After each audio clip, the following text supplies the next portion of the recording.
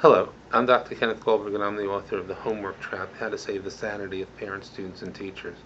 About a week ago, I said that I would do a video clip on children with ADHD and the homework trap, and I didn't get to it because there were a number of items in the news that I thought were worth commenting on, but this is a good time to offer this information.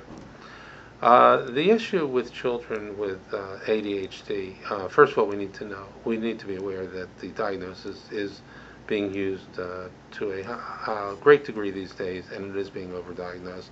And that may be a function of the fact that as teachers experience more demands, they require more classroom behavior. Children are being pressured at home with more work to do, and all these pressures end up making it harder for the kids to sit still during the day. So we're probably getting numbers of kids that are being medicated to get them to conform when they really don't have the condition. But there are children who have the condition and who are just neurologically hardwired to have difficulty sustaining their attention and controlling their behavior, and are very impulsive, and who aren't going to function well in school if they are in unmedicated states. So we do give them medication. And here's the problem that comes with these kids. You can give a child a medication. In the past, we'd give them Ritalin, which lasted 3 or 4 hours, so they'd all be marching to the nurse's office for a noontime dose. Or now we have medications that are lasting longer. They'll take the child through the day, but for the most part, they're short-lived medications. So by the end of the day, the child's medication is worn off. And not only has the medication worn off, but we need to understand that the child has really been fighting against his or her nature through the day, so that child has a need to unwind. That child has a need to play and burn off energy. So we run into a dilemma. Do we medicate the child in the afternoon and make them do work in the afternoon when they really need to play? Or do we let them unwind, and then after dinner we expect them to do their work?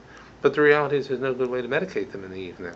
So, I mean, we want our children to sleep, we want our children to eat, and you just can't keep medicating them around the clock and expect them to function. So what happens is the child goes to school in a medicated state and performs in one way, and then comes home in an unmedicated state and performs in a different way. And of course the teachers are seeing the child perform in school, so they form ideas about what the child can do at home, which are not really realistic. After all, the teacher sees the child functioning in school. The teacher doesn't really see the child functioning at home.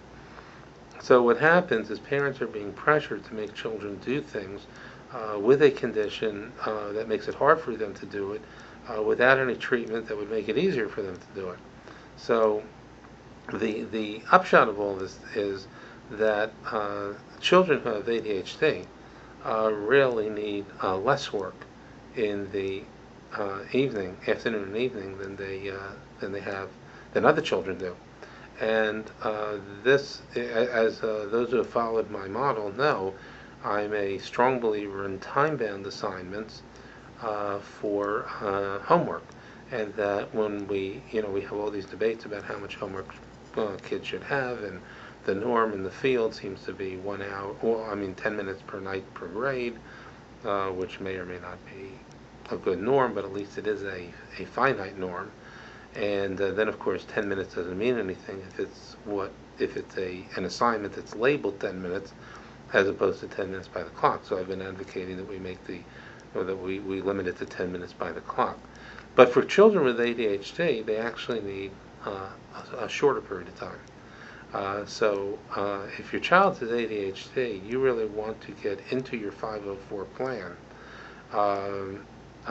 a clear time limit on how much work the child does, and you want that time limit to be set in a way that may be less than what the average child may have, or what the norms in the field are. And of course, you want your plan to clearly state that you are the final decision maker, so that if you go with a certain number and you find it's just too much for your child, you have the authority to say, listen, I want you to work for 20 minutes, and then when it's over, it's over. And then you exercise your judgment. So a lot of this gets down to creating 504 plans recognizing that the standard provision of a 504 plan, which is more time, is only meaningful during the school day. It might be meaningful if it's an accommodation when the child takes the SAT. Of course, that's an older child. But when it comes to the home, the accommodation has to be less work, time-bound work, and in the case of the child with ADHD, even more tightly time-bound work, even less work than what might be considered the norm for other children. Thank you.